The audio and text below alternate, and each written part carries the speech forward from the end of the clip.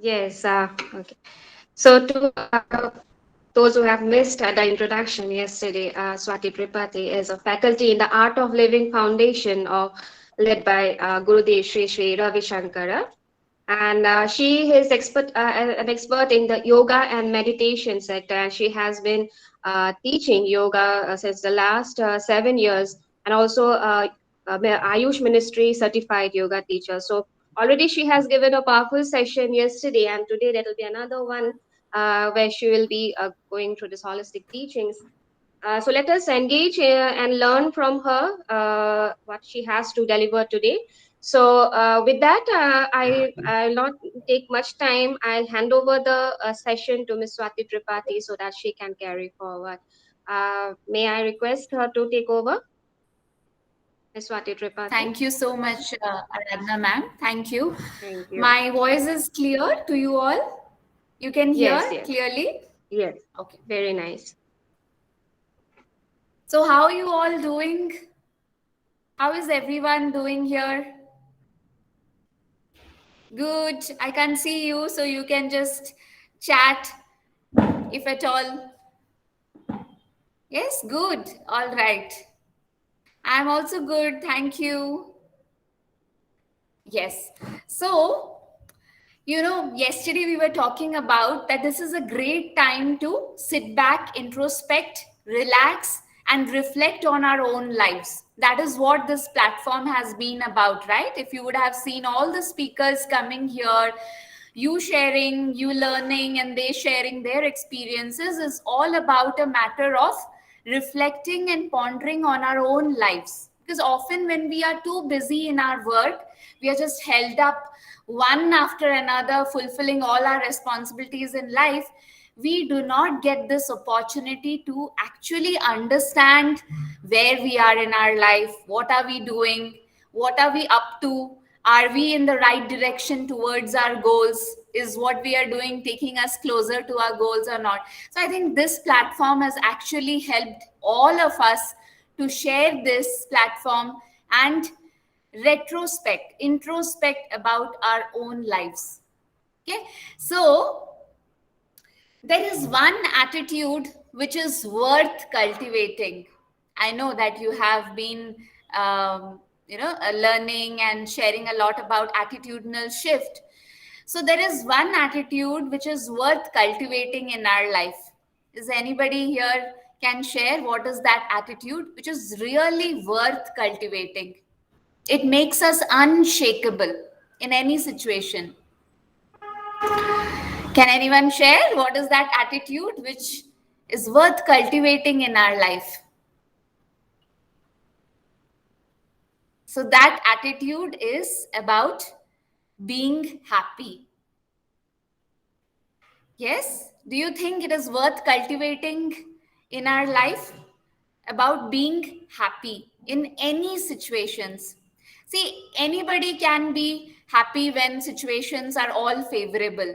Do you think so? See, when things are okay, everything is in our favor, and nice things, good things are happening around us, in our families, in our workplace, then what big deal to smile?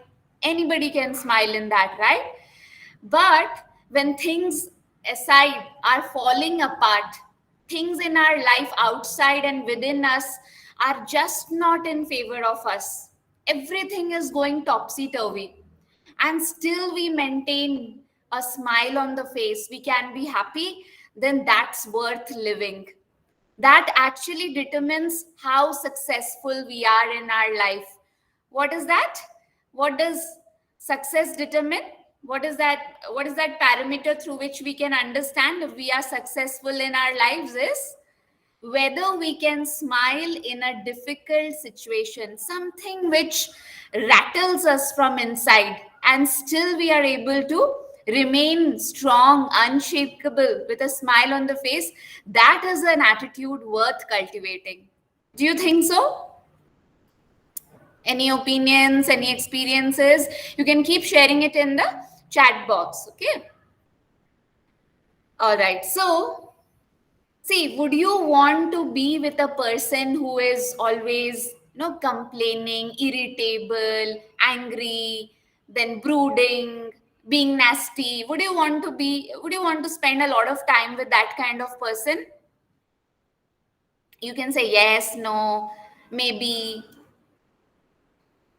Yeah, would you want to spend with time with such a person who has been nasty, who is irritating, gets angry? No, right? Yeah, we all wouldn't want to spend much time with such a person. It is natural. Why would you drain your energy by being with someone who is so brooding, complaining, right? So, like that, when we express such behavior, people will also wouldn't want to spend much time with us. And being in the fields that we are in, we have lot of interaction with people to do. People come to us for advice, or people are waiting to listen from us, right? There's so much of transaction happening at the level of communication. This fast paced world that we are in, we cannot live in silos. We have to be interacting, being in the forefront, right? So, what kind of attitude should we be exhibiting? An attitude that is friendly, an attitude that is open, free from prejudice, that doesn't hold on to people's mistakes.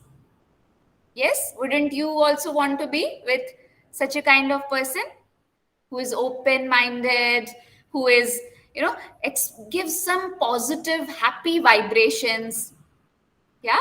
So, very nice example. If you haven't been able to relate what I was just sharing, we will give an example. Okay, so if you see in a flight, so there are air hostess who wish us good morning, right? They say hello ma'am or hello sir, good morning, have a nice trip, have a safe flight. They say this, right? So, how often does it come from the heart or does it come from the mouth? You will know when that same words, exact same words, is told by your grandmother or somebody elder in your home, in your family. When they tell, hey, how are you? Good morning, have a safe flight. Does that make a difference? Does it make a difference when you hear the same words from your family member, from your grandmother who's very old? Yeah, and they wish you a safe flight, a safe journey, and the same words are also told by an air hostess. They also wish you a safe journey.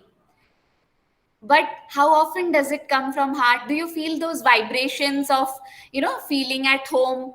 Most of the times, no. Of course, there is all possibility, but many times we see that that doesn't come through. Why? Because there are certain vibrations that each of us emit. There are certain energy waves which we cannot see, but we can feel it. So those normal pleasantries that we give every day, we somebody passes you a bottle of water. What do we say? Thank you so much. Thank you very much.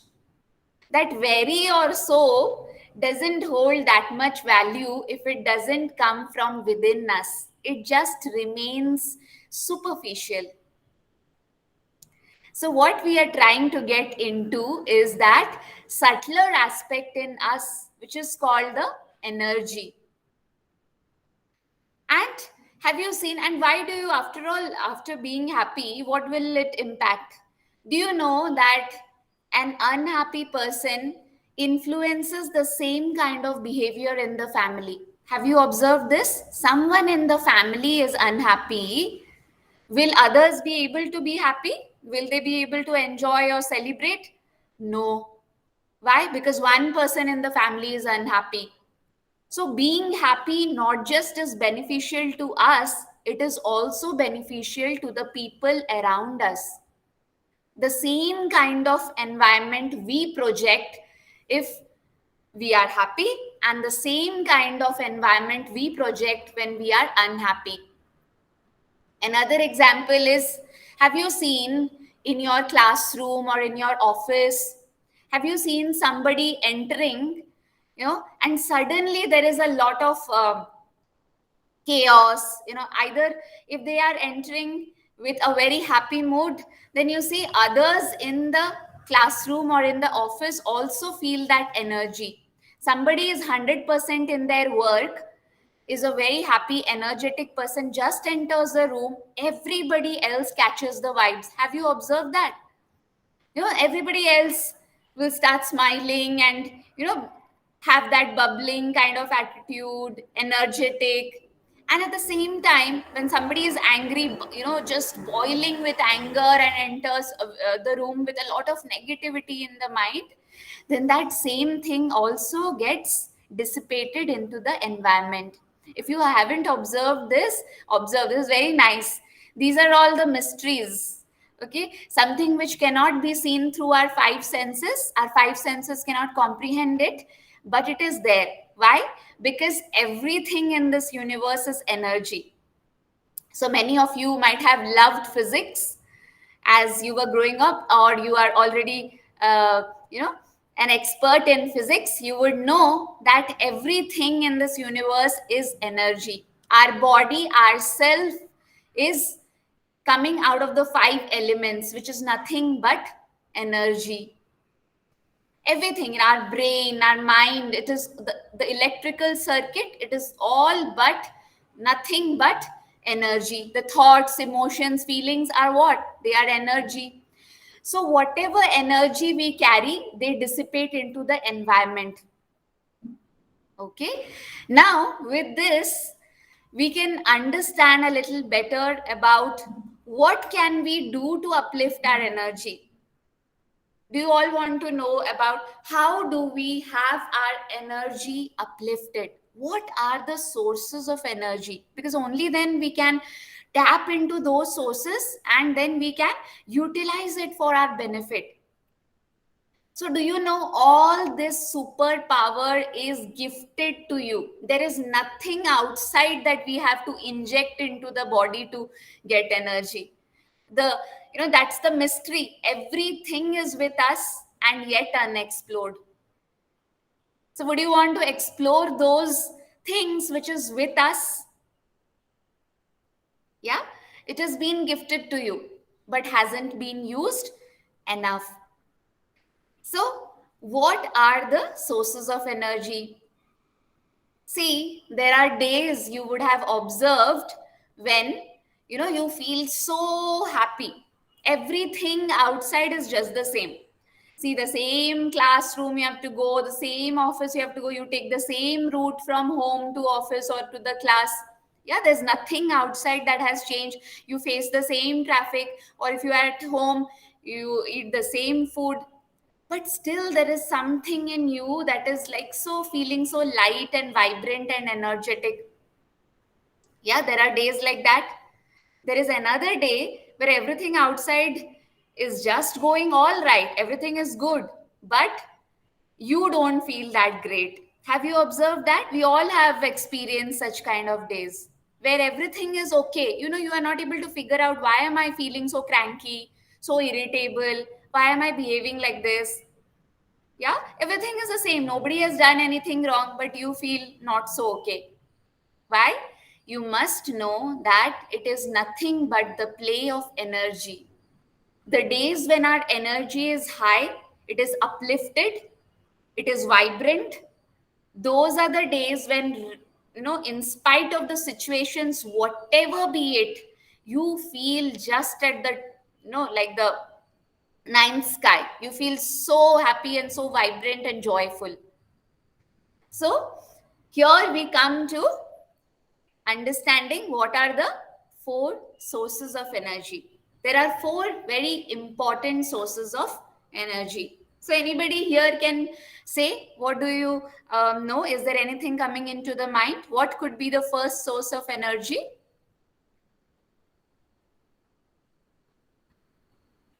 Where do we get our energy from? Who can say? The food that we eat. Yeah, correct. So do you agree, all of you? What is that? First source of energy is the food. So have you seen that when some, in the olden days, have you heard about it? It's very interesting. These days people may not be saying it more, but if you go, if you have grandmothers, grandfathers at home, they will know this. In South India mostly, when, it is told that when somebody is not behaving properly, is very angry, like early in the morning they feel cranky, they feel angry, irritable, the question that is asked to them, what is the question? What food did you have? They don't ask, why did you behave like that? They ask, what food did you have? What does it imply? Paying attention to the food is very important, extremely important, very, very relevant in our lives. What we put inside our mouth is so, so significant, so vital. Do you all agree?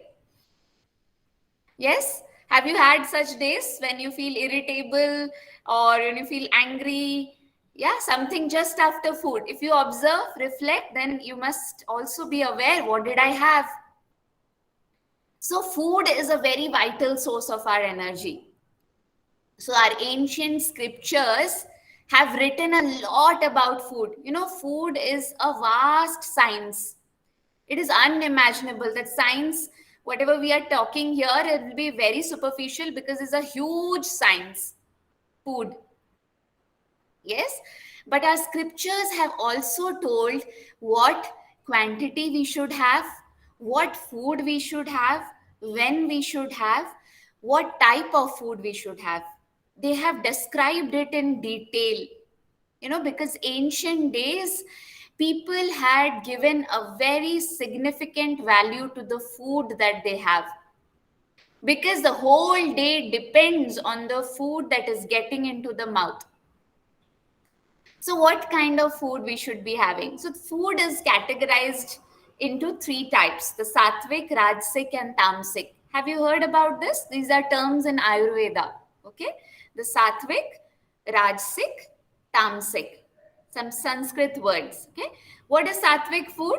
Sattvic is anything where, it is freshly cooked. Something which is cooked at your home and you have it within 3 to 4 hours of its being cooked is a sattvic food. Okay. And green vegetables, what is close to the nature, something that is close to the nature, freshly prepared, is a sattvic food. What does sattvic food do to us? By taking sattvic food, we have a purification in our body. The mind becomes calmer and cooler and clearer, and it also purifies our body, the nerves, the veins, all that carriers of blood vessels and carriers of energy, carriers of oxygen. It purifies all those channels. So it is very nourishing to the body, a sattvic food, a sattvic diet. Then there is another food type which is called the Rajasic food. What is Rajasic food? A little bit more added spices. It is very, very extreme in their taste, like very tasty food, extremely taste. What is that? Too salty or too sour, too pungent, too astringent, too sweet. Yeah, because we want the taste to be really good, so we add excess of all these spices and very spicy, yeah, very tangy. So that makes the food rajasic. So nothing is bad or good here. We're not talking about bad or good. All these three are anyways a part, and it is beneficial in its own way. Yeah, rajasic, what does it do? It instigates us to get into activity. Yeah, whenever there's a lot of activity to be done, and you need that kind of diet, because it just pushes you into action. It keeps you busy. So have you noticed some people when they are talking? Yeah, have you noticed it, that they will be just doing the pen, they will be rolling it right and left, or the key ring? Have you seen this? The key ring going round and round and round in the finger. They are in a meeting, people are on the table in the meeting, and then the leg will be tapping right? Right or left foot will be tapping up and down, or the hand is moving, the pen is doing tuck, tuck, tuck, tuck. What is that? Too much of activity in the body. That is, too much of Rajasic food has entered the body, which is not in balance. Anything which is in balance is doing good to the body. But when it is imbalanced, it is in excess, that is when it creates problems to us. It invites different forms of imbalances in our body. Then there is another type of food, which is the tamasic food. Tamasic food is something which is stale. It is very stale. It is like made 2 days ago and then eaten now. Then that is a tamasic food. Stored, all the cold storage food that if we at all have consumed, then that is tamasic. Stored food in packets or in cans, it comes, yeah, mostly used in the Western countries. Canned food, then that is tamasic in nature, because it is refrigerated. It has a lot of bad bacteria in it. So that is a tamasic food. So tamasic food also, what does it do? It brings our energy down into a lot of slumber. We don't feel active, we don't feel energetic. You just want to feel like, lie down and sleep off. Don't do any activity. Yes, so those kind of foods, if goes imbalance, then also it is not good for our body. So what does Ayurveda or the Vedic science recommend is that something which is close to the nature, a food which is coming from nature, freshly cooked, green vegetables, fruits, fibers. Those are the foods, if we consume, that can bring us a lot of energy in our body. You see, you feel so vibrant, so light, you are full of alertness in the mind. You don't feel sleepy so easily, don't feel restlessness. And when there are a lot of responsibilities to be accomplished, we must have a sattvic diet. A non-vegetarian diet takes around 72 hours to digest. That food for 72 hours, it remains in our body. So the body is not able to digest. And to digest that food, it drains our own energy to digest the food. It is just a machine, right? Our stomach is nothing but a machine. Whatever food we are taking, it is getting busy to digest the food. So many activity, we cannot imagine what a wonder our body is. It is constantly in activity. So imagine the kind of pressure, the kind of stress we put on our stomach when that food is not able to get digested.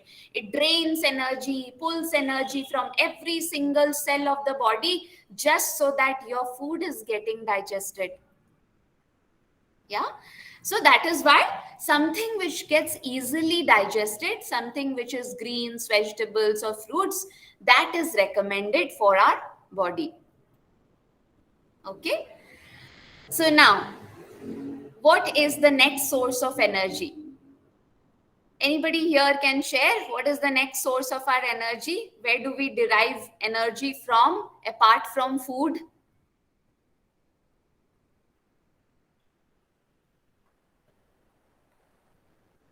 Are you there? If you're not there, then I will tell you about this. Yeah, thank you so much, Hirakji. So he shared the right answer. That is, maybe some of you are feeling that right now, not feeling that right now. That is the sleep. Were you all aware about it? That sleep is a very vital source of our energy. Do you know that it is only human beings, from all the mammals in the world, it is only human beings who deprive themselves of sleep. Rest all the creations in the world know when to sleep and when to get up. Because humans have the intelligence, we have taken it the other way around, thinking that we will get smarter, but it is actually making us dumber. Yes. So what is that? Sleep. It is like a pandemic. The pandemic is not about the virus that we are talking here about. The sleep deprivation has reached every household like a pandemic. And you don't realize that this is the most vital source of the energy. It can make us younger, it can keep us smarter, it can keep us more intelligent, it can make us more beautiful, it can just fill ourselves with vibrancy only if we have the right amount of sleep and we know what are the rituals of sleep. Okay, so an adult like us here, the sleep that we should be getting is 6 to 8 hours of unhindered sleep. Undisturbed sleep of 6 to 8 hours in a day is at most required. Best if 8 hours, but if not, 6 to 8 hours is very vital for the energy. If you have any doubts on this, then try not sleeping one night. You will know what we are talking about. If this hasn't been your experience, then can you still hear?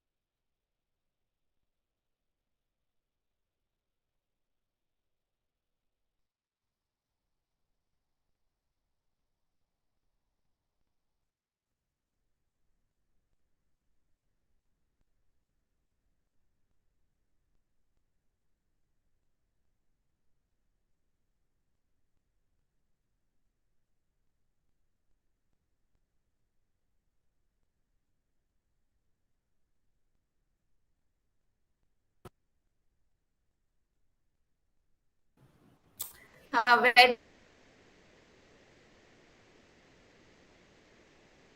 did I lose you?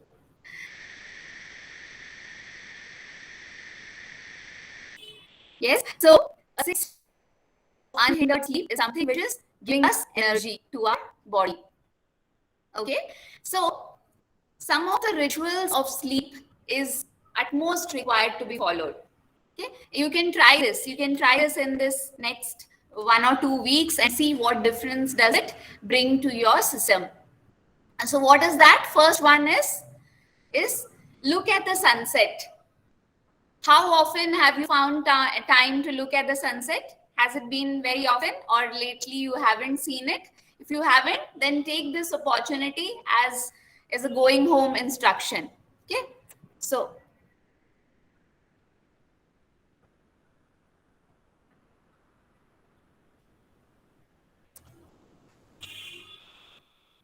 can you still hear?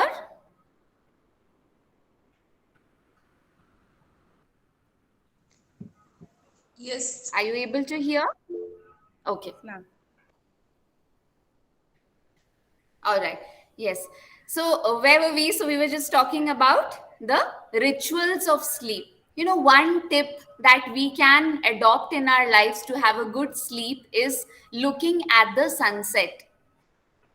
So it may have been that for a long time we haven't looked at the sunset, but the sunset is the best time, which is an indication to our body that it is time to switch off from all the work that we are into and get our bodies prepared for sleep. What is the sunset doing? If you just observe, then the blues and the white light is fading away and the yellows and oranges are in the sky. Have you observed this? This is what happens during the sunset. So that transition phase is very nourishing for our body, mind and brain, and it gives an indication to the body that it is time to get prepared for sleep.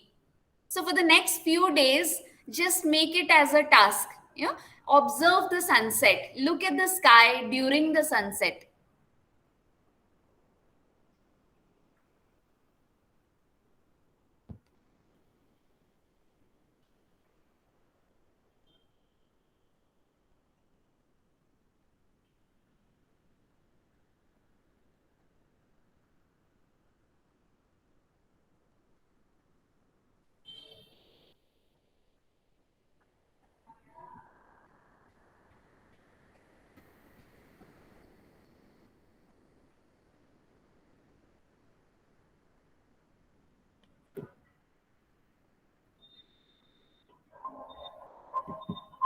Hello?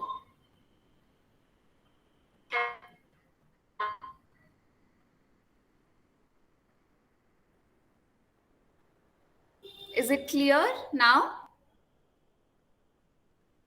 Sorry about that, some connection issues. Okay. All right. So the first ritual of sleep, did you get it? Can anybody share what was the first ritual of sleep? For a good sleep, what can we do?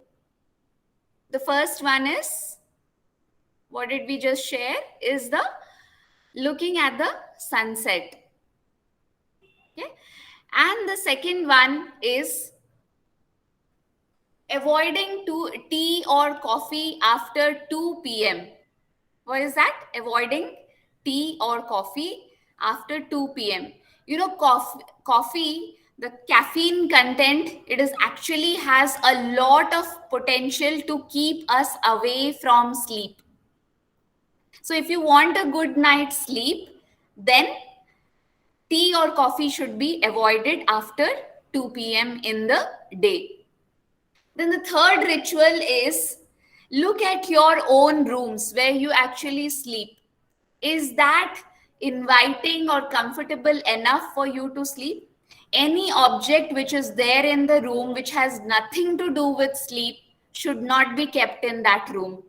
For example, some of us may be having a television set in the bedroom where you actually sleep, a television set. So what is a television set doing?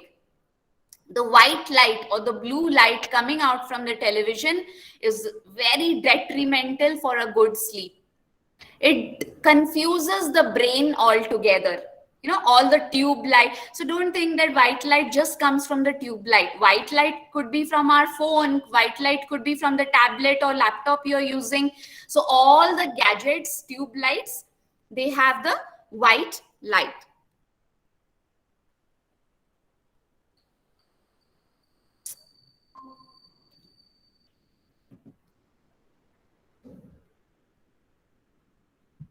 Okay, I'm trying to join from another device. So just a second.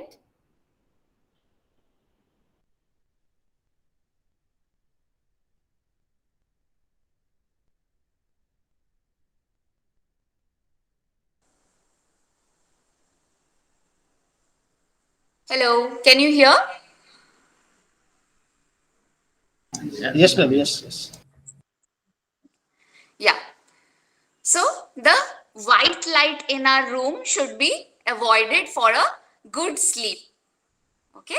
So white light, whenever, our phones should be, if you are using your phones, ideally 1 hour before sleep, it should not be used. All the gadgets, the phones, we need to turn them off. Any electronic device in the room where you are sleeping actually is not in favor of a good sleep.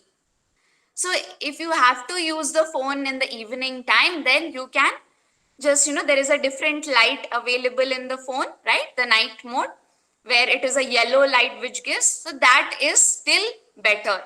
If the eyes are constantly looking at the white and the blue light, then it confuses the brain, that the brain is able to understand this is the time to sleep, but this person is not allowing me to sleep.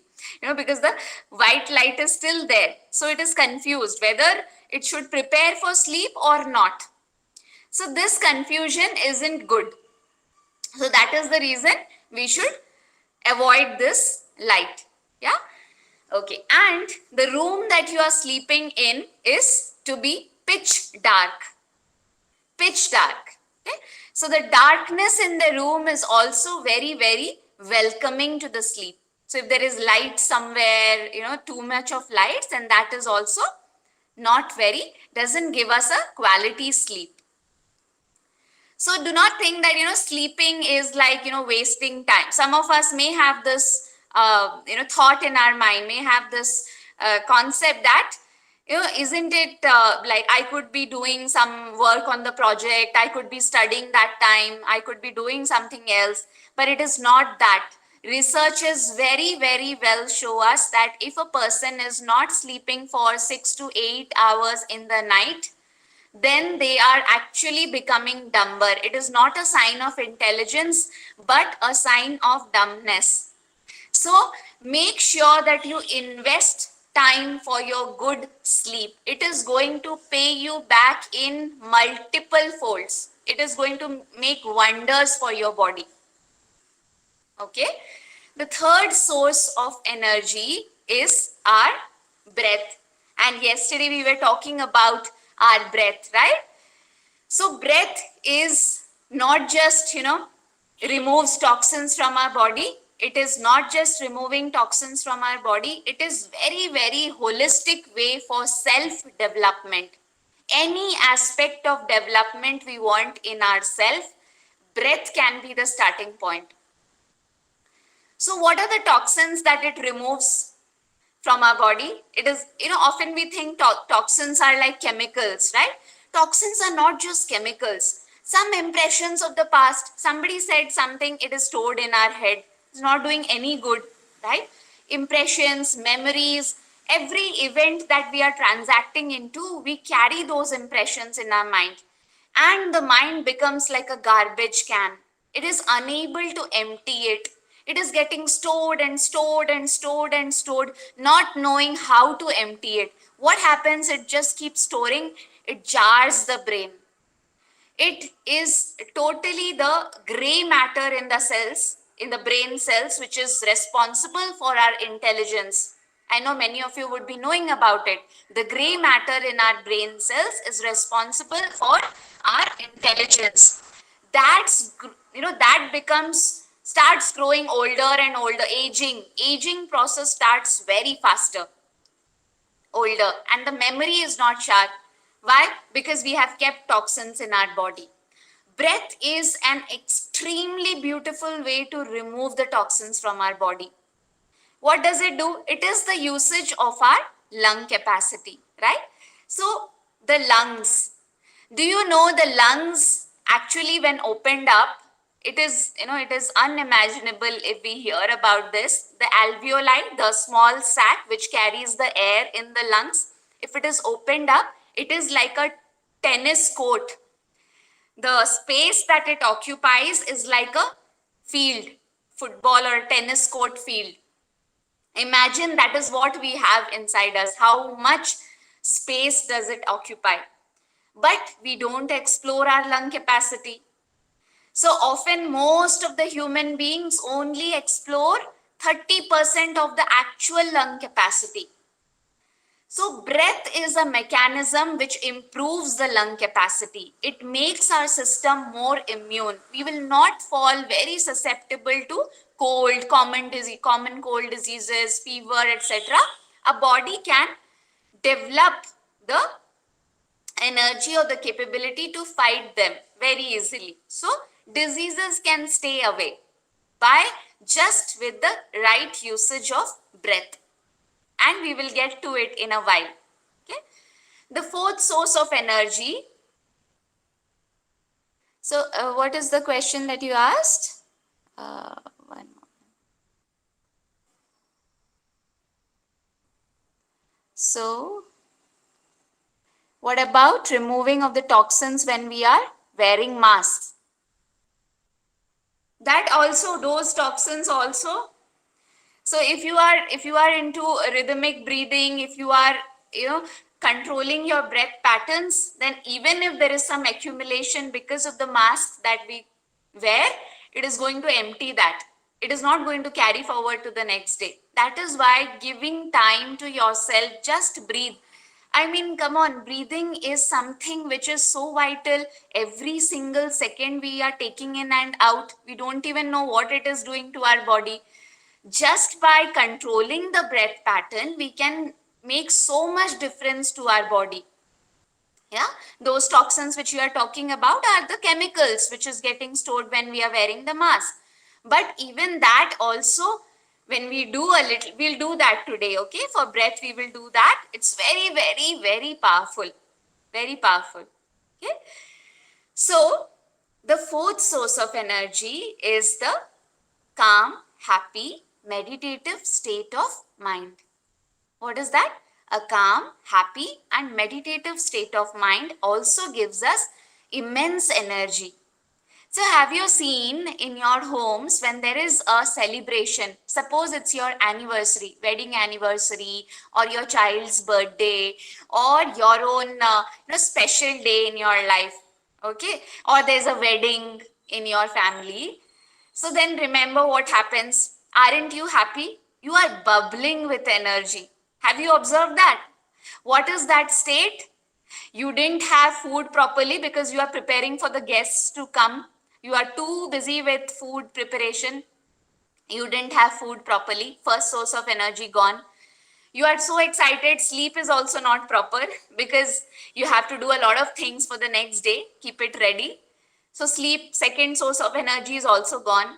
Third, maybe you haven't exercised, maybe you haven't done breathing techniques, pranayam, meditation, yoga, or exercise.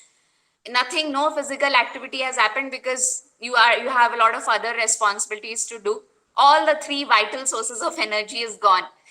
Then why has it kept you still happy and bubbling with energy on those days? Anybody can share? That is our fourth source of energy, a happy, calm, meditative state of mind, because you are happy from inside. So that state of mind, we need not wait for a special day in our life, our birthdays or anniversaries or other weddings to happen in our life so that we can be happy on that day. That power is within us. That is our breath. Through the breath itself and meditation, we can maintain the happy, calm, meditative state of mind. And today we will explore that. All right. So that meditative state of mind can take you along whole day. You can work tirelessly, endlessly, fulfilling one responsibility after another, be it at office, work, or at family. Then you also have time for your own passion to pursue. All this can happen when you have spent little time for meditation. Yeah. So we will now be experiencing few things what we can do for a better digestion, which we have spoken about food, a better sleep, and also we will learn something about our own breath and meditation. So are you all ready? So if you want to, you can sit on a chair. Best if you can sit on the floor and you have some mat or bed sheet below you. You can be there. So are you all ready? Even if you are doing some work, just for some time, you can keep it aside because this is going to be really interesting. It's a game changer altogether. Okay? So we are going to learn certain things which will give us good sleep, which will give us good digestion. So are you all excited for it?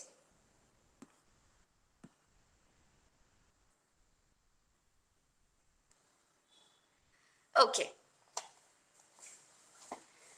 Because you all are excited, so we will learn about it.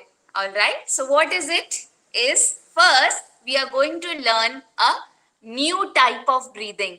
See, all our lives we have been breathing in and out, just how everybody does. But we have not explored one which is very ancient form. Breath for ancient people, that was their most vital source of energy. They could go and fight in the war fields. Earlier we have read our history books, right? So we know that there used to be war. They used to go to the war fields and they had immense energy to fight. Why? Because they knew a particular type of breathing, which is called the Ujjayi breath. Ujjayi breath. Okay, it is a Sanskrit word and it is called, in English if we translate it, it is called the victory breath. Ujjayi means victory. Victory over our negative tendencies. So, how is that breath? So, if we just open our mouth, all of you, wherever you are, open your mouth. Okay, don't feel shy. Anyways, your cameras are turned off. At least we will experience something so profound. So here, shed away all the hesitation. Open your mouth wide and breathe. So we will do it like this.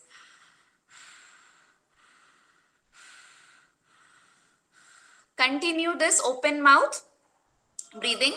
You can feel some cooling sensation here. When you open your mouth and breathe, there is some cooling sensation in the throat. Are you able to feel it? Suppose you had chlormint. Remember when we used to have chlormint and we take water, what happens? There is some cooling sensation in the throat. Ujjayi breathing is exactly that. Yeah. Now what we will do is we will close our mouth and breathe. Keep your attention on the throat.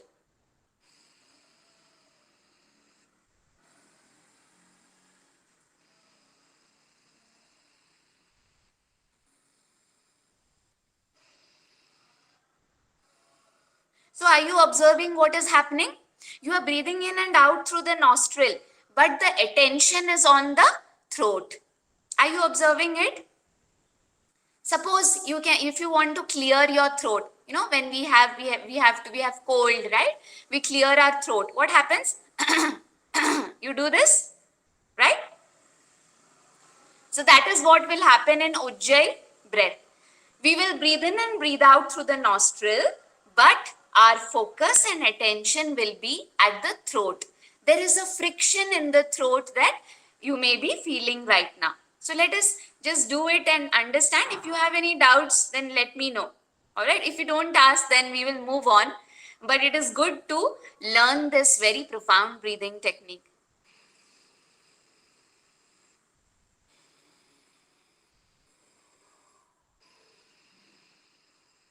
We are breathing in and out through the nostril, but our focus is on the throat.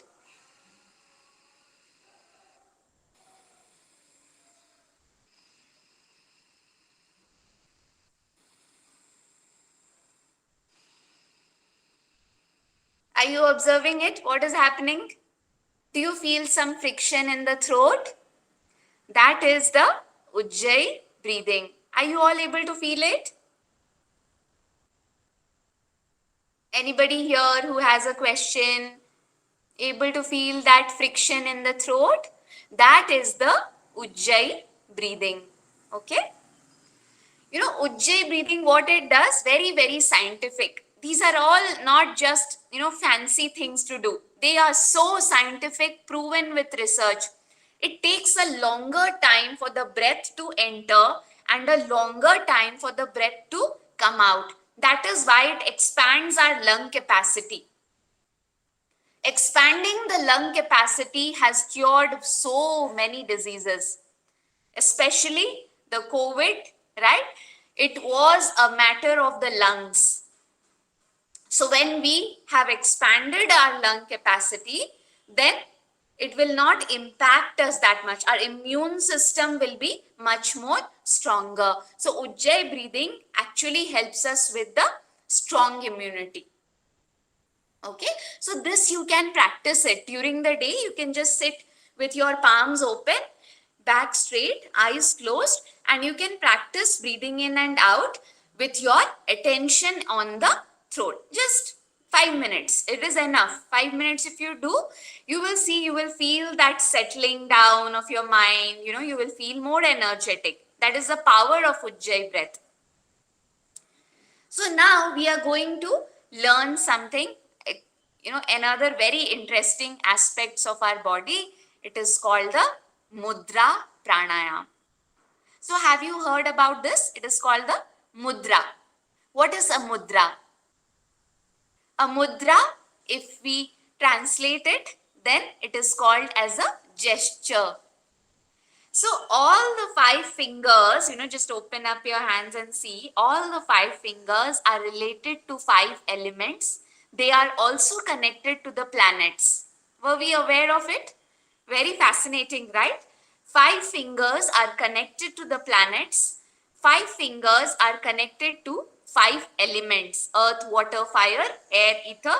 It is connected to the 5 elements. When we make some formation with our fingers, it is like an electrical circuit. See, the switchboard is somewhere, the fan is somewhere, light is somewhere, air conditioner is somewhere, but the switch is somewhere. When you turn on the switch, what happens? That particular instrument which is connected to the switch activates, right? If you have switched on the, for the fan to start moving, so only the fan will move. It will not move the air conditioner, right? So like that, when we make formations with our fingers, it is like a electrical circuit. It forms certain electrical circuit in our body. All right. So now we are going to learn some very powerful mudra pranayam. What does it do? So before that, if you have children in your home, this is going to be very interesting. Very small babies, if you observe, all children, be it in any country, doesn't matter, even if they are not in India, any religion, any country, any part of the world, every child does it. That is so natural to us. We are born with that. But as we have grown up, we have left what is so natural to us. So, first thing is, we are going to know the chin mudra. What is the chin mudra? Okay. So, what is the chin mudra? So, the thumb, tip of the thumb and the tip of the index finger, we gently, not much pressure, just gently touching each other. The tip of the thumb and the tip of the index finger. The other fingers are together. Okay, rest 3 fingers are straight together. This makes the chin mudra. It is called the chin mudra. So when both the hands we will do this, index and thumb together, other fingers straight together, and we will place it on our knees, facing upward. Not like this, facing upward. And we'll place it on our knees. Okay, and keeping the back straight, we are going to either breathe in Ujjayi, or we need to take normal deep breaths in and out. So let's do that together. We'll close our eyes. Our hands are in the shape of chin mudra. Let's keep a smile on the face, back straight. Take a normal breath in and breathe out. Deep breath in and breathe out. Now, let us be in this position and continue with Ujjayi breaths, or you can take long, deep breaths in and out. Just couple of seconds. Let's do it. I'll instruct. After that, we can open our eyes. Continue.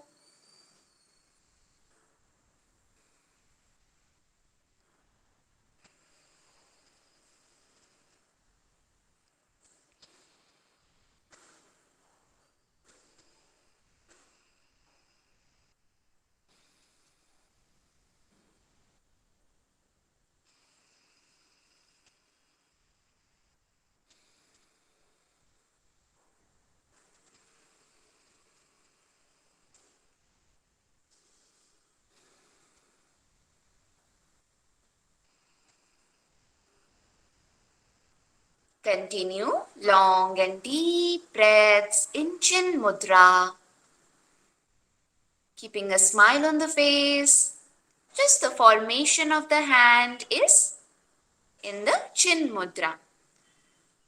Tip of the index, tip of the thumb touching each other, and the other fingers are straight together. Either we take Ujjayi breaths or we will take long and deep breaths.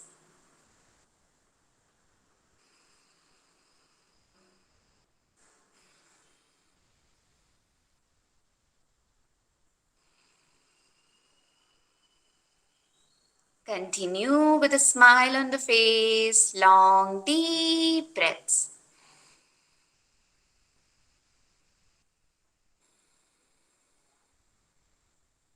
It is an electrical circuit that is formed in our body, impacting a specific region. Just become aware of any sensations that you may having, any vibration, any sensation that you feel, become aware.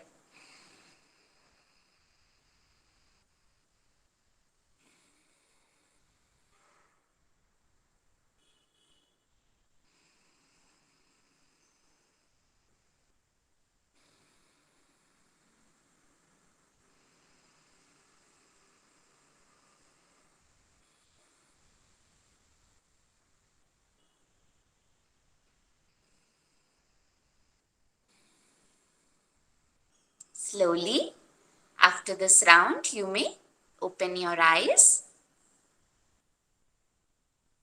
So how are you feeling? Bring some difference, something.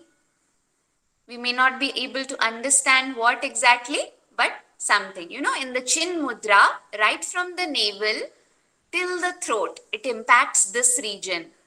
From the navel, the abdomen region, chest region, and our throat.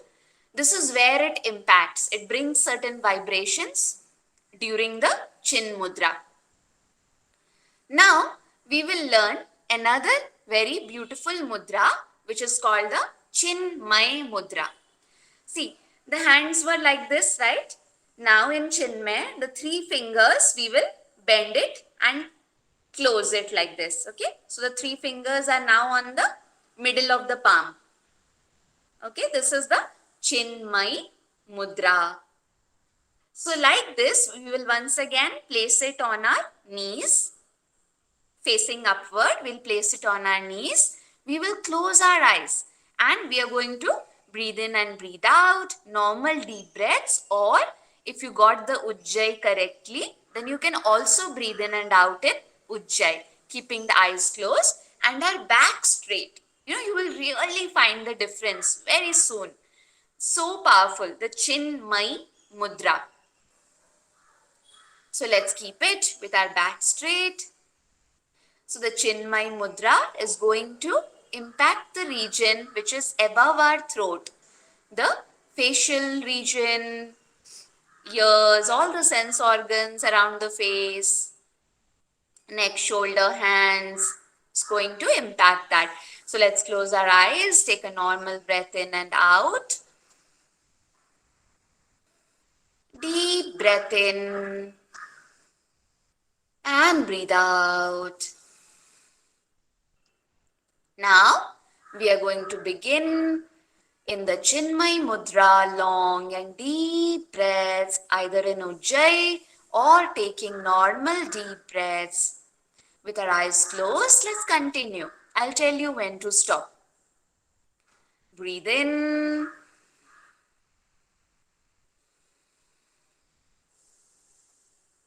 Keep a smile on the face, relax the facial muscles.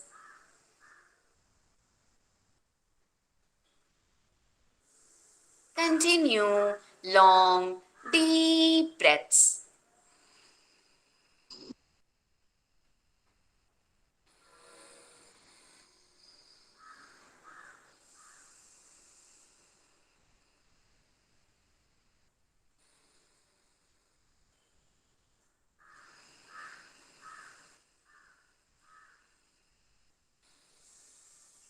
With the eyes closed, spine straight, we are in the process of doing the Chinmay mudra. Long, deep breaths.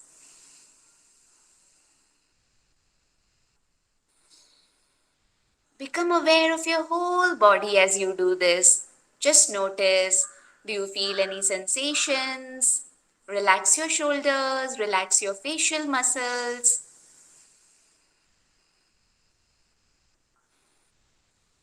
The impact is anyways happening. It will surely happen.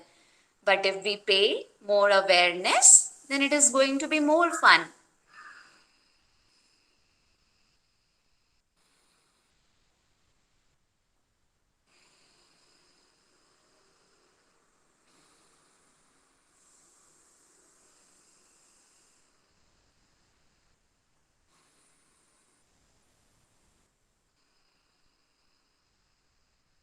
Long, deep breaths. With a smile on your face, continue. Either you can be in Ujjayi breaths, keeping the attention at the back of the throat and breathing in and out.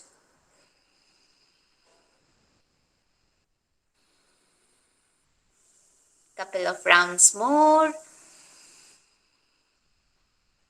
Breathe in and breathe out. Breathe in. Exhale.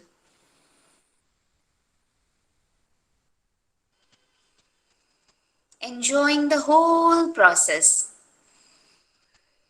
It is purifying so many nadis in our body. 1,72,000 nadis in our body.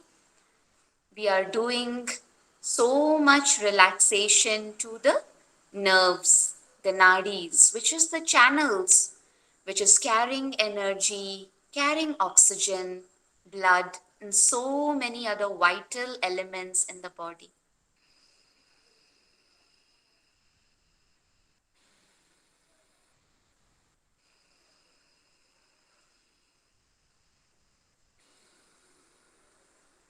After this round, you can slowly open your eyes.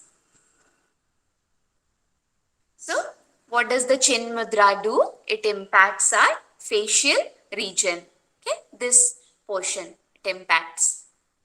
Now we are going to do the Adi Mudra. Have you seen children doing this? They surely will be doing this. It's so natural. These are all gifts to human beings. What is this? This is called the Adi Mudra. What has happened? The thumb is at the base of the little finger and all the other fingers are curled on top of it. This makes the Adi Mudra. We are going to place it on our knees and with the Adi Mudra, again we are going to breathe in and breathe out. Okay. So what is the Adi Mudra doing? Where is it impacting? Head. When there is too much of stress, tension, headache, migraines, yeah, even without first popping a medicine because of headache, do the Adi Mudra. It has helped so many people. Even when there is migraine, Adi Mudra just cleanses so many nerves in the head. Yeah, we'll place it on our knees. Turned upward, eyes closed, back straight. With a smile, let's take a normal breath in and out. Deep breath in. Breathe out. Now, let us take Ujjayi breaths, or we may breathe normal, long, deep breaths in and deep breaths out.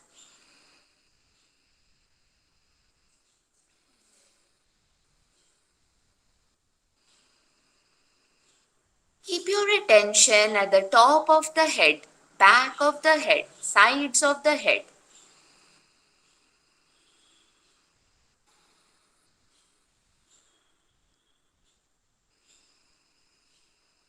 With a smile, back straight, continue long, deep breaths in and breathe out.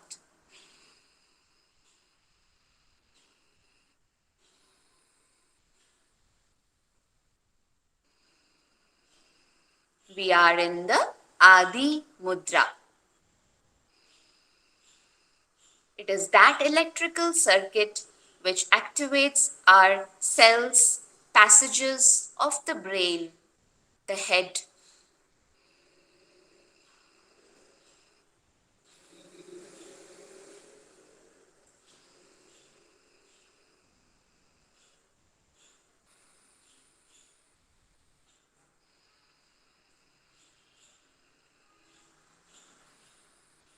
Long, deep breaths in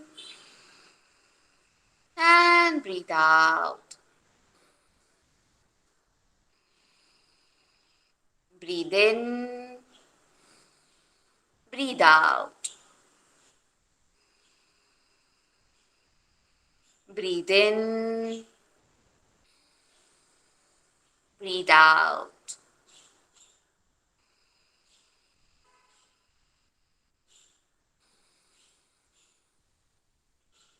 After completing the round, you may relax and open your eyes.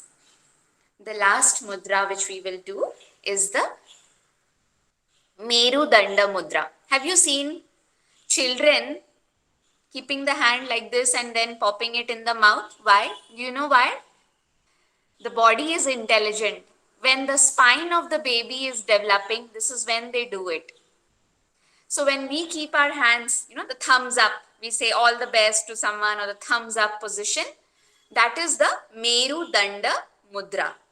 It activates our spine. So when we keep our hands in this position, there are certain nerve channels which gets purified, which gets activated and energized in the backbone, the spine. So we'll keep our spine straight with our closed eyes, just couple of rounds.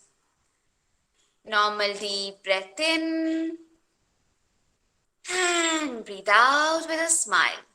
Now let's start taking long deep breaths. Or you can breathe in and breathe out in Ujjayi.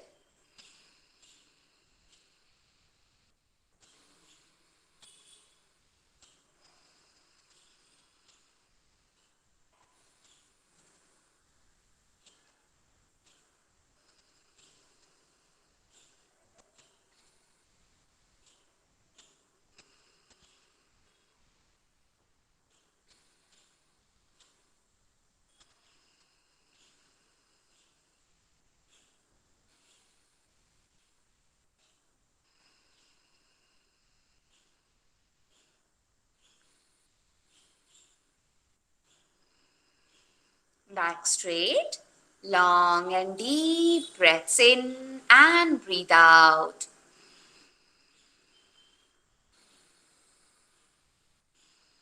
Keeping the thumb up.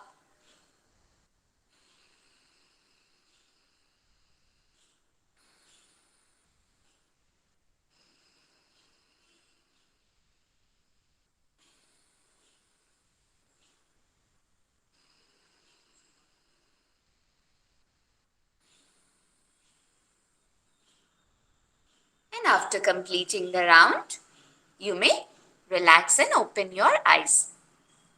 So how are you feeling right now? We did the 4 mudras. How are you feeling? Good? This you can practice it in your day and you just see how your energy levels are. It is surely going to give you immense energy. And it will help us in our work. Yeah, when our work is too much, that is when we get stressed. What is stress? Stress is lack of energy and too much work. We cannot have any control on the amount of work coming to us. It is going to increase. All we have to do is increase our energy, right? So this is one way of increasing the energy. That is the mudra pranayam. So now we are going to do another very beautiful thing is, it is the Bhastrika. So what we will do, if you can sit, come to this position. Can you all see? I have come on my knees. You are coming on your knees. Place the hips on the heels. Come on your knees. Place the hips on the heels. This is the position of Vajrasan. What is it called? Vajrasan. All right. You know, Vajrasan, see what is happening here. I know it is painful. If it is paining, then good. You're doing it correctly. Yeah. So the front of the feet is nicely placed on the floor, and you have kept your hips on the in between the feet. Okay. 2 feet left and right. You have kept it in between. And this position is called the Vajrasan. Vajrasan is fantastic for a good digestion. If any of you are having difficulty in digesting food, metabolism has slowed down, yeah, food is not getting easily digested, takes a long time, then practice sitting in Vajrasan. After food also, you can sit like this. After we have our food, any meal, we can sit like this for a good digestion to happen. This is called the Vajrasan. So here we are going to do another pranayama which is to be done in empty stomach. It is called the Bhastrika. For Bhastrika, what we will do is we will keep a loose fist in front of the shoulders. Let's all do it together. You can see and do it. Loose fist in front of the shoulders. Relax your shoulders. Don't keep it too tight and tensed. Relax it. See, if you have not been sitting in Vajrasan, it is okay. You can sit comfortably and do the same thing. Yeah. Normal breath in and breathe out. Deep breath in and breathe out. Now in Bhastrika, what we will do is we will take, when I will say in Bhastrika, breathe in, hands goes up, palms open. Breathe out, hands comes down and palms close. Yes, what will happen? I would give you the instructions that first take a normal breath in and out, deep breath in and out. Then in Bhastrika, breathe in. So the hands goes up, palms open, and we breathe out with a force.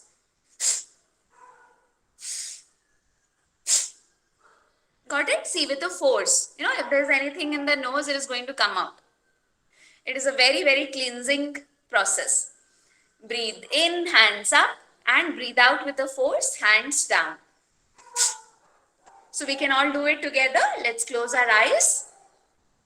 Normal breath in and breathe out. Deep breath in and breathe out. Loose fist in front of the shoulders. Now in Bhastrika, breathe in, hands up, palms open. Breathe out. Breathe out with a force, hands down. In, hands up, out. Hands down with a force. In, out. In, out. In, out. In, out. In, out. In, out. In, out. In, out. In, out. In, out. In, out. Breathe out with a force. In, out. In, hands up, out, down. In, out. In, out. In, out. In, out. In, out. In, out. In, out. In, out. In, out. In, out. In, out. And relax the hands, palms open to the sky. Relax. Just observe. Where is the flow of energy? Do you feel any sensations anywhere in the body? Become aware. It's very powerful, the Bhastrika. Instant energizer. Often when we take tea and coffee breaks, it's not going to give that much energy as Bhastrika can give. Great substitute for tea or coffee. You know, when you have lots of work to do and you're feeling sleepy, get into Bhastrika. Now we'll get ready for one more round. Couple of rounds we'll do. Yeah. Second one, loose fist in front of the shoulders. Let's take a normal breath in and out. Deep breath in and out. And in Bhastrika, keep a smile on the face. In Bhastrika, breathe in, hands up, palms open. Out with a force, hands down, palms closed. In, out, in, out, in, out, in, out. Breathe out with a force. In, out, in, out, in, out, in, out, in, out. Breathe in, hands up, out, hands down with a force. In, out, in, out, in, out, in, out, in, out, and relax. Relax the hands. So whenever we relax, we keep the palms open to the sky. The energy can flow upward. Relax with your eyes closed. Just become aware. Where do you feel the sensations? Body is still like a rock. No movement.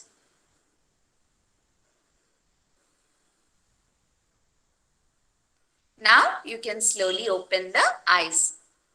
So this what we did is Bhastrika Pranayam. All this is going to give us a very good sleep. Yeah. So Bhastrika has to be done in empty stomach. Remember, when our stomach is full and we do Bhastrika, it's going to come out. Digestion will not happen or this will not happen. So we should be doing it in empty stomach. And an instant energizer. This is, it's like glucose, superpower. Okay, so we are going to learn few other asanas for good sleep. Do you all want to know good sleep? How to get good sleep? Some asanas are really beautiful for getting good sleep. So, first is the cat-cow pose. So, what we are going to do is, we are going to come on our knees, place the palms below the shoulders, palms below the shoulders. Now what has happened? See, our body, the back has become like a table, right? Tabletop. Now, it is called the cat-cow pose. So, breathing in, we will lift the head and neck up and the tailbone, tailbone which is at the base of your spine, that will lift up and the navel will go down. Navel is pushed towards the floor. Breathe in, head and neck up, tailbone up, abdomen down. So there is a nice curve in the back. Look at the curve in the back. There will be a nice curve. Breathing out, we will just do the opposite.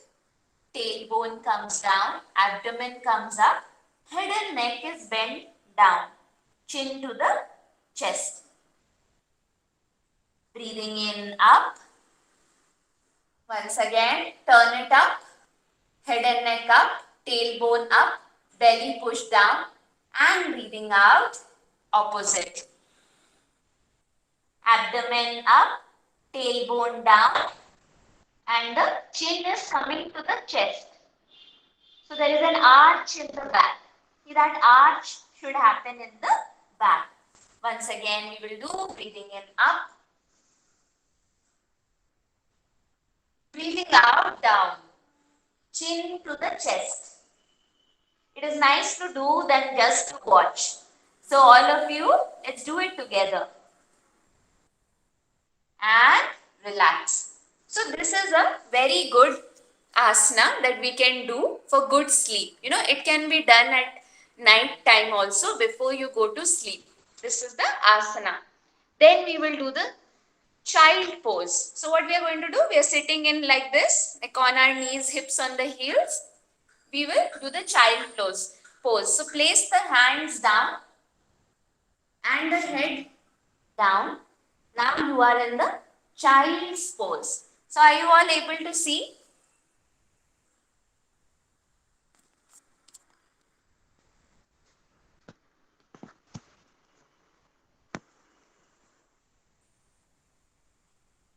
So child pose, head on the ground, hands forward.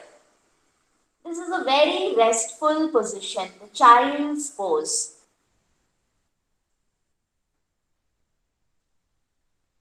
Continue to breathe in and breathe out.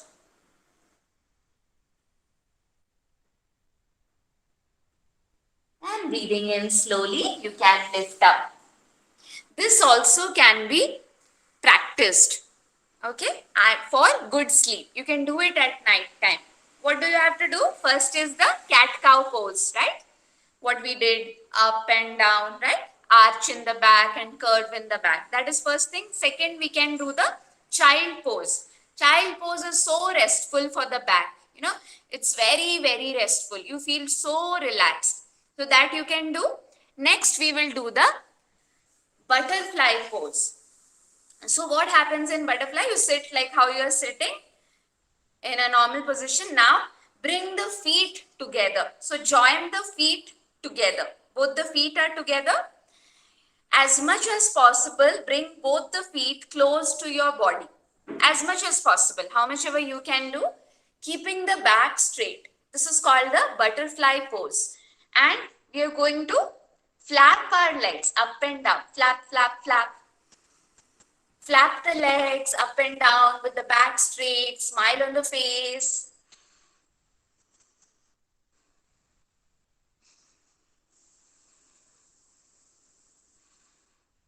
Breathing in and breathing out, flap.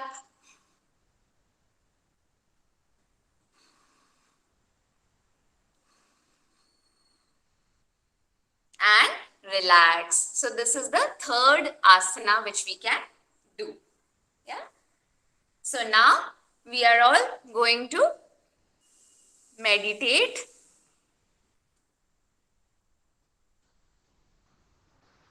So all of you can sit comfortably and easily.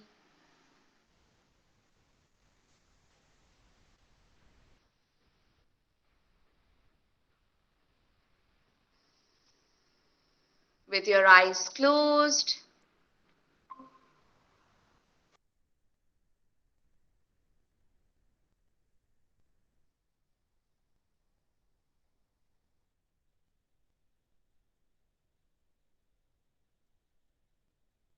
Continue to keep your eyes closed.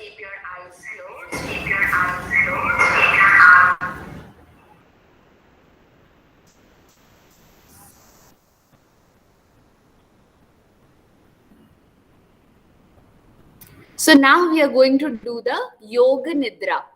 It is fantastic for our sleep. Okay. So for Yoga Nidra, it is best done by lying down with your back on the floor.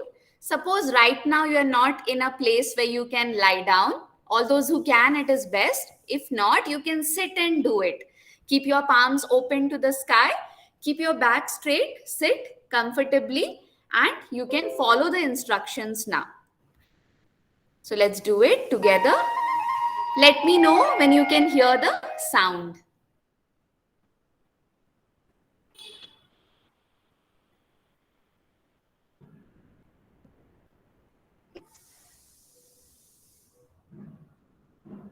Breathe out and breathe out. Let's take a deep breath in and breathe out.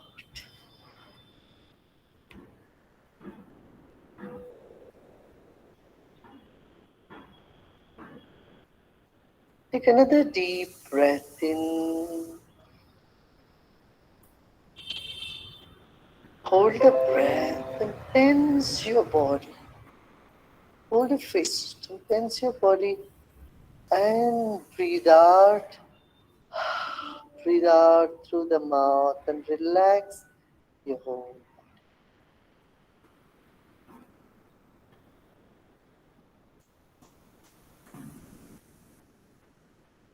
Once again, let's take a deep breath in. Hold a fist. Tense your body as much as you can. Make a fist And breathe out through the mouth. As you breathe out, relax your whole body. Release your face.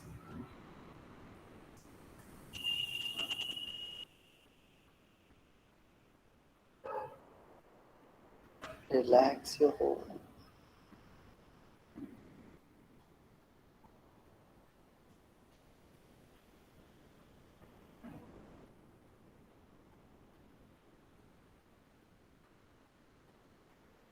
Now let's take our attention to our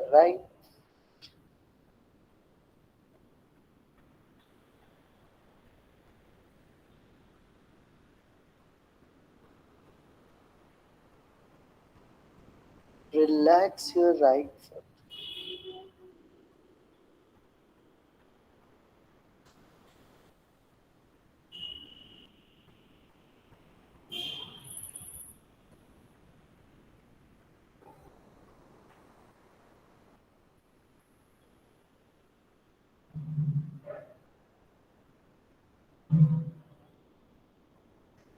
Right knee.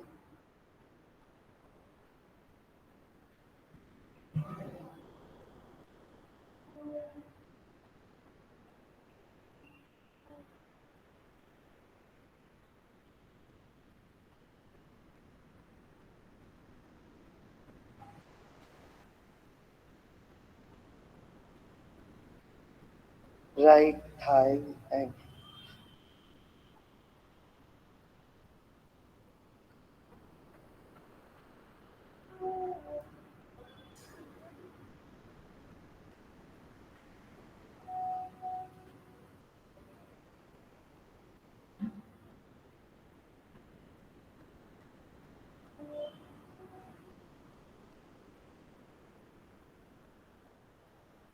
the whole right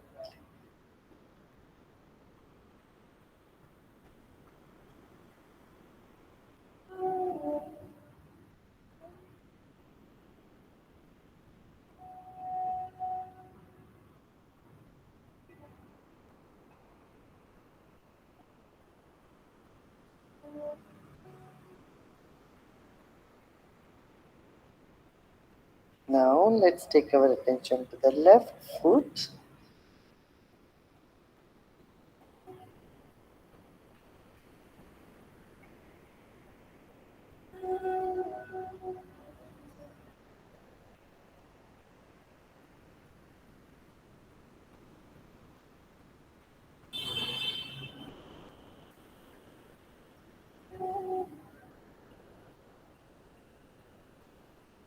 Left knee.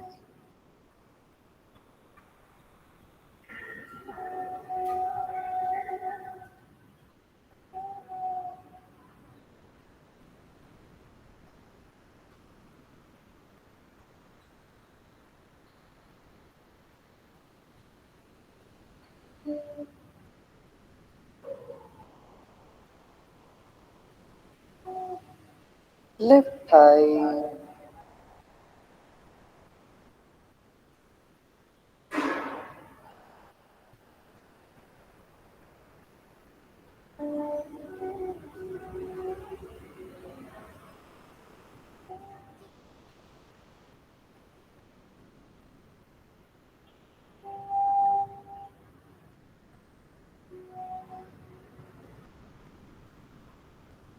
The whole of the left leg.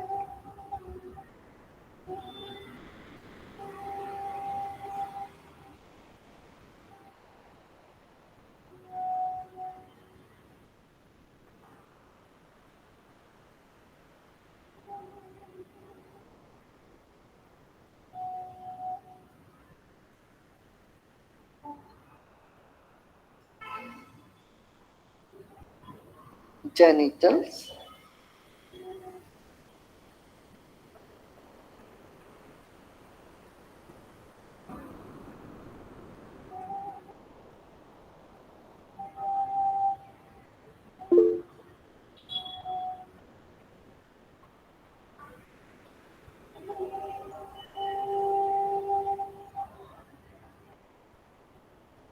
Abdomen.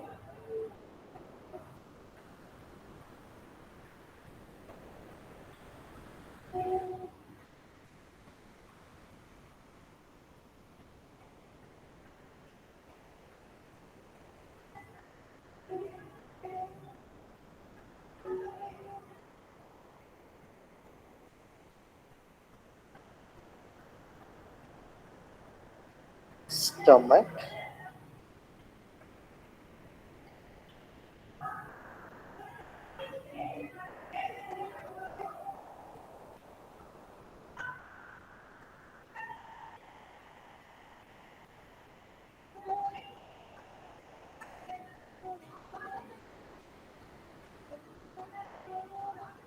navel region,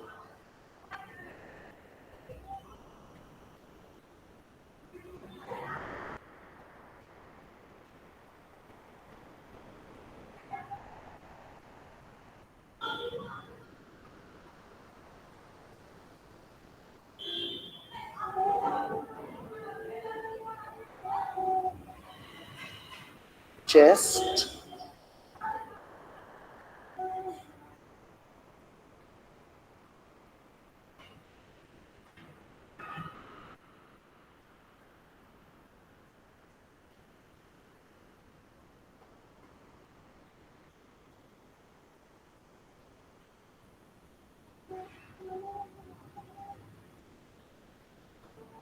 right shoulder,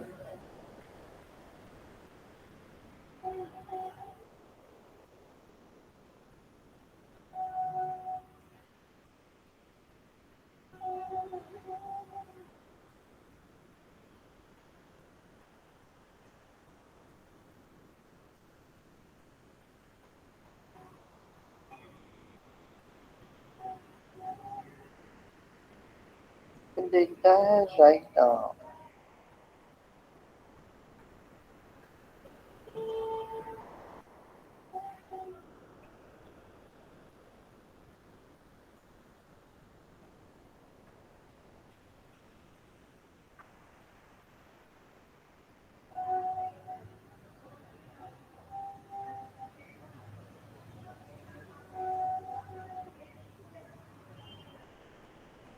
Left shoulder,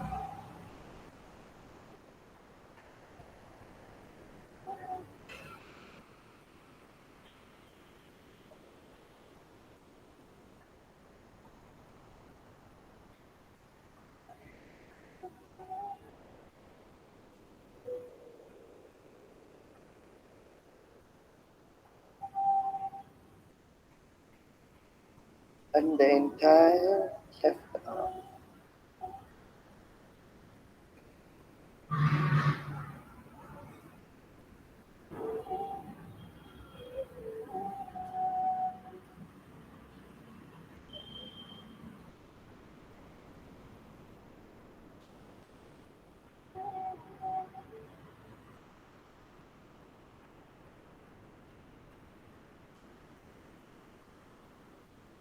Breathe in and breathe out.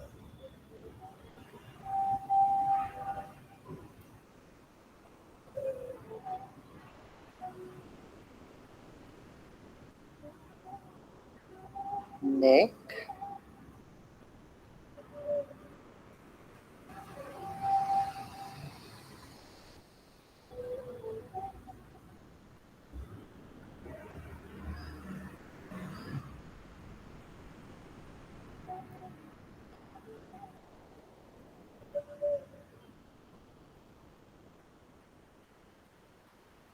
back of the neck,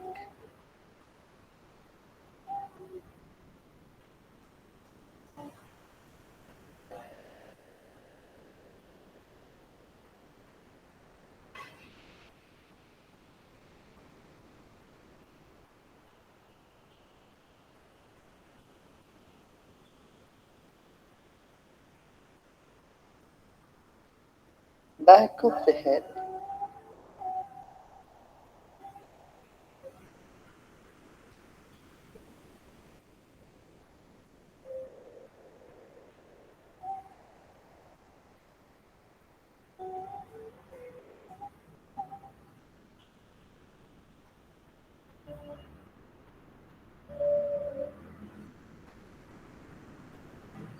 top of the head,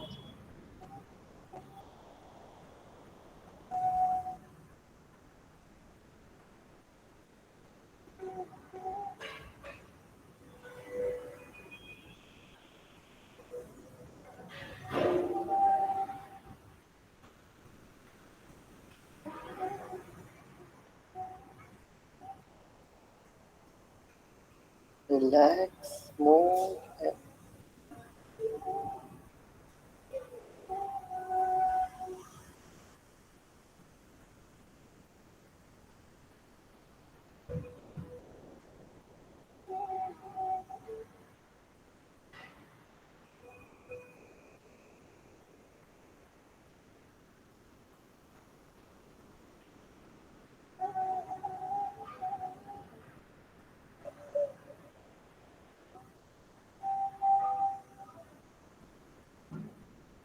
forehead,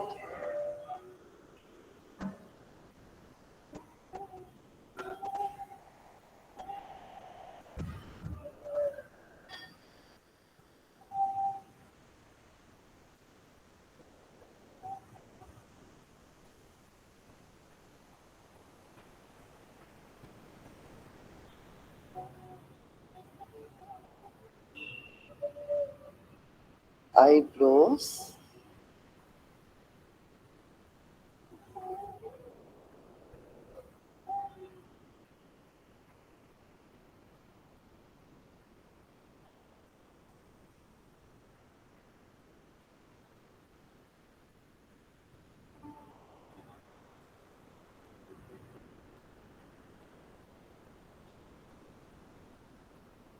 nose,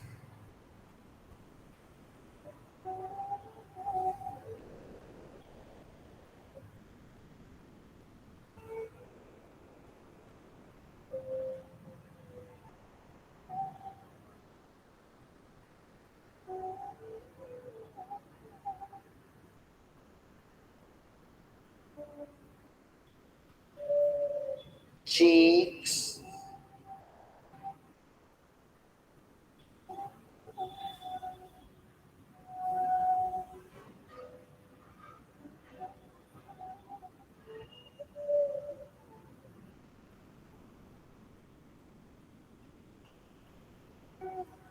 your lip and cheek.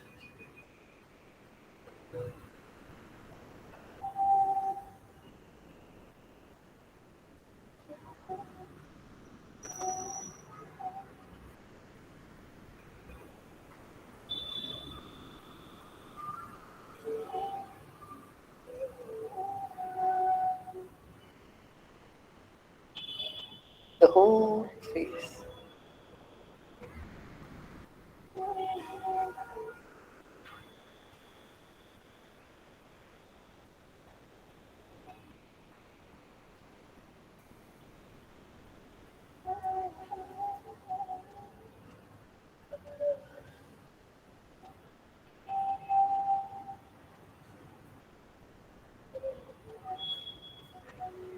Another deep breath in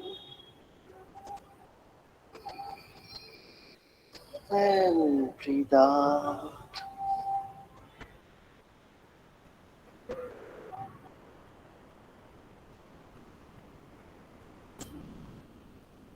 And hold.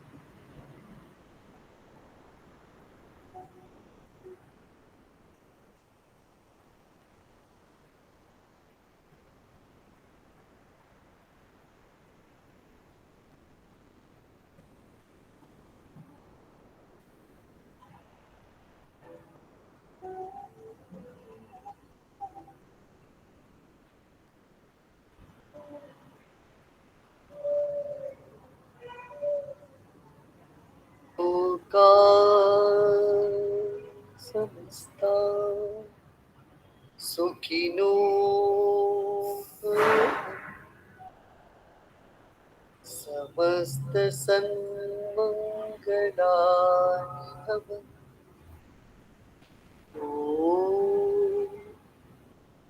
Shanti Shanti Shanti.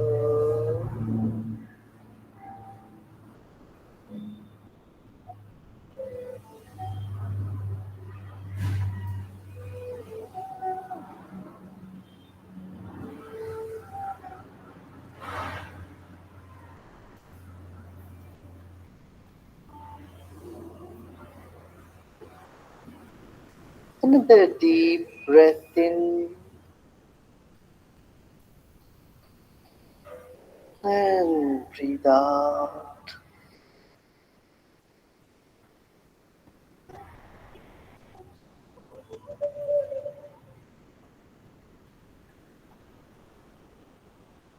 And slowly and gradually become aware of your body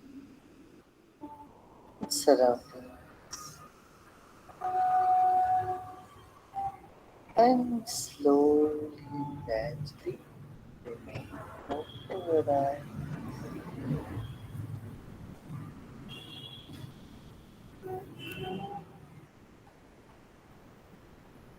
If you have kept your eyes closed, you can slowly open.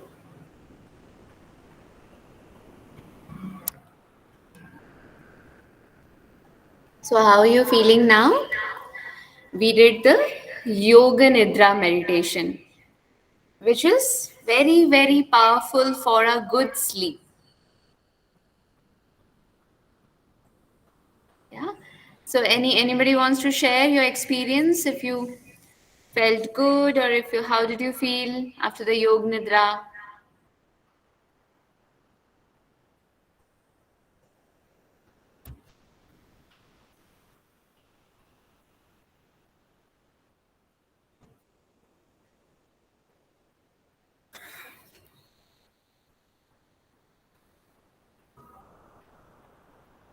Stressed out. I think you are saying you felt de-stressed, right? Relaxed. Okay. Feeling cool and calm. Okay. So now we are coming to the last segment. So I want to touch upon something very beautiful before the session can be closed, because we have today spoken about all the vital sources of our energy.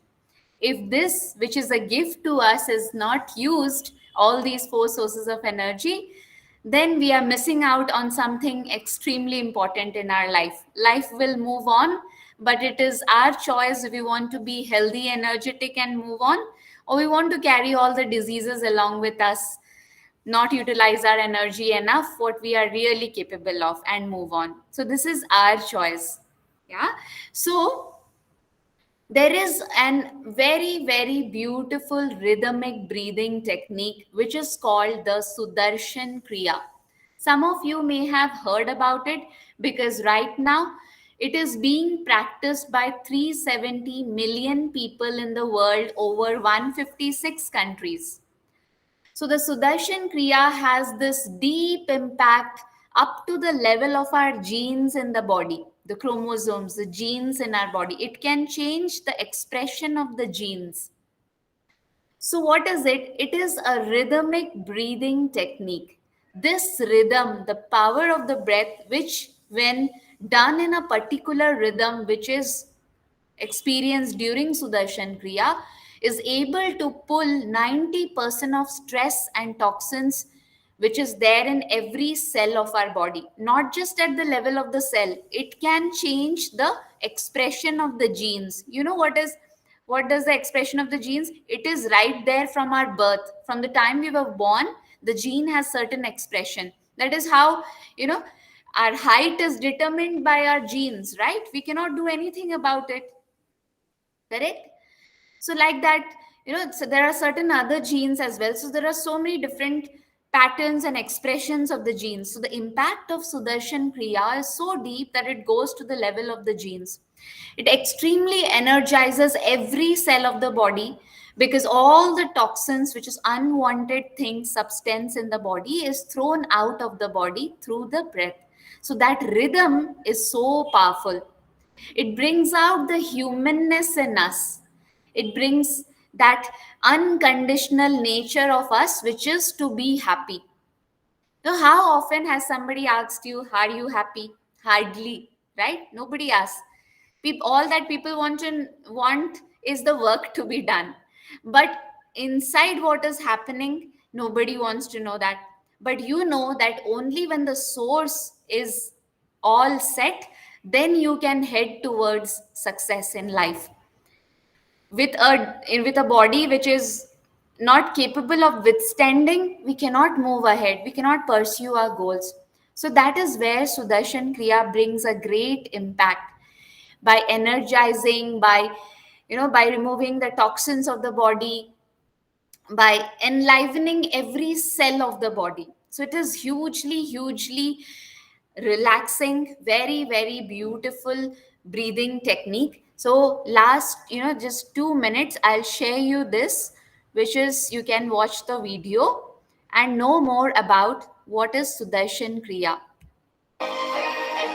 So I'm just playing it, hopefully you can hear it.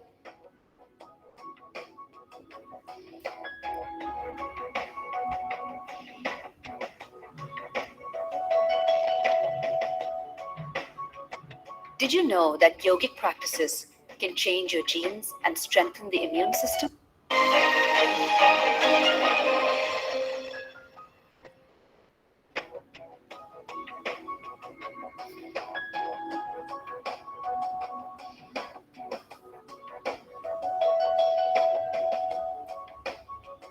Did you know that yogic practices can change your genes and strengthen the immune system? A recent study by researchers from the University of Oslo in Norway found that yoga and Sudarshan Kriya can substantially change the genes in the body's immune cells. The research team, led by Dr. Fari Satsioglu, experimented with 10 subjects. So in our study, we asked whether there are rapid effects of a comprehensive programmed diet from yoga on gene expression patterns in circulating immune cells. And the program that we used as an intervention in this study is taught by the International Art of Living Foundation worldwide and include yoga asanas, classical gentle hatha yoga postures, ujjayi breath and pranayama, and Bhastrika, which is a forced rapid breathing exercise, and Sudarshan Kriya, which is a unique stress management and self-development program. The participants practiced yoga and Sudarshan Kriya for 2 days, spending 2 hours moving through yoga postures, Sudarshan Kriya, and meditation. For the next 2 days, they spent time in nature walks and listening to music. The researchers analyzed blood samples of participants. A comprehensive yoga program, it gives rise to changes in gene expression patterns in circulating immune cells. You can easily see it in this Venn diagram, where SKMP affected 111 genes, whereas the control regimen affected 38 genes. It's very remarkable that so many changes in gene expression occur in such a short period of time, the 2-hour period.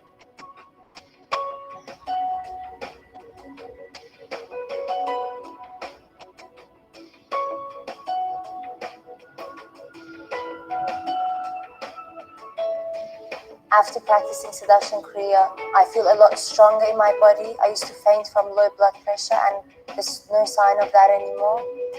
I had a lot of problems with my health. Actually, I got cold very often, and sometimes I have problems with my stomach. But after I start practicing Sudarshan Kriya, that these problems all gone, really. Now I am happy, healthy, and strong. Yogic practices have far more widespread impact, inducing health benefits through differential changes at the molecular level. If your yoga mat has been gathering dust, it's time to take it out and practice your Sudarshan Kriya.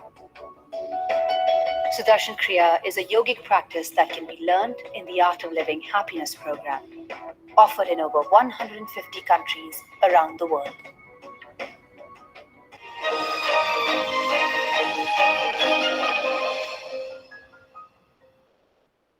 Gurudev's voice is now on Spotify, with the Art of Living podcasts in Hindi. All right. So many of you have asked for recorded videos and audios, and I'm sure you would also want to learn the very profound the Sudarshan Kriya, which is helping millions of people in the world, and especially in this pandemic. So many lives have been touched just through this practice of Sudarshan Kriya, and it is at every walk of life, even right from prisoners to corporates to a village goer to any walk of life, any religion, any region, sect. It has cut across through all of that and has reached people and has been bringing smiles from the last 40 years. Okay, so I will be sharing my contact etc here. So meanwhile, if you have any questions, you can ask. We have like last few minutes. So if you have any questions, please ask or share your experiences. It will be nice to know, how did you feel, what is going on right now.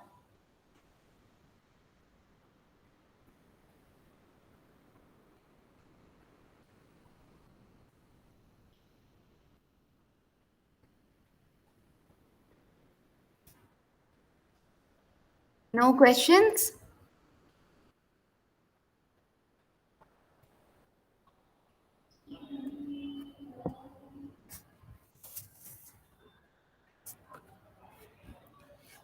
How was your experience? Anybody wants to share?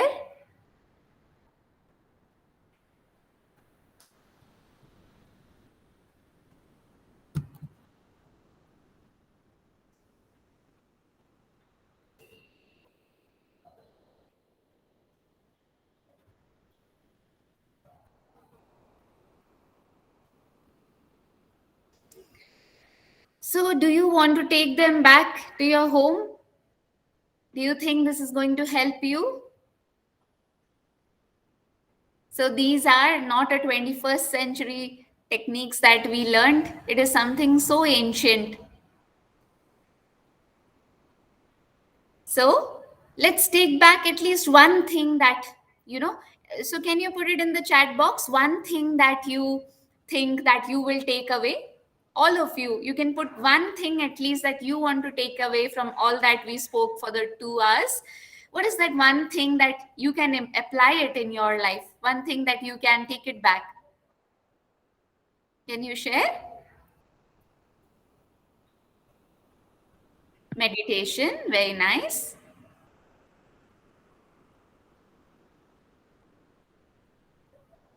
Anything else? We have so many people here. Don't you want to share at least one thing, one word?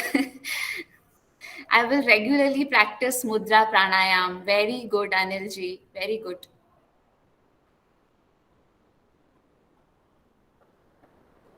Last 1 minute we have. If you want, you can share. What do you want to take back to your home from all that we heard? Yoga. Okay.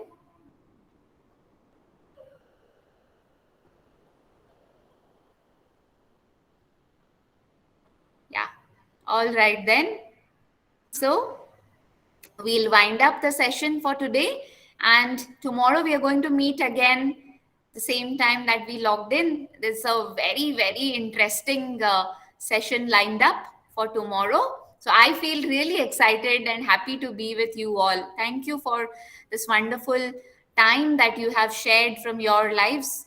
I'm sure it is going to benefit for all of us, your families, you, me, everybody.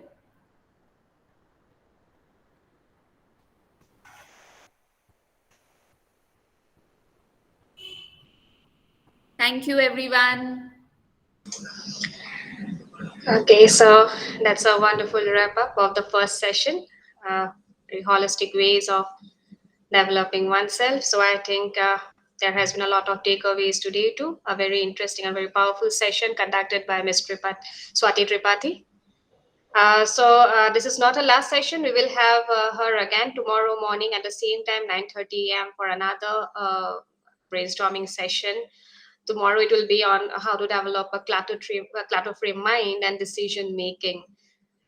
So with that, I thank Ms. Swati Tripathi for taking up today's time, for giving her valuable time to us and sharing her knowledge. I'm grateful to her and thank her on behalf of the organizing committee here. So looking forward to another session tomorrow. Till then, thank you so much, Swati. Thank you so much.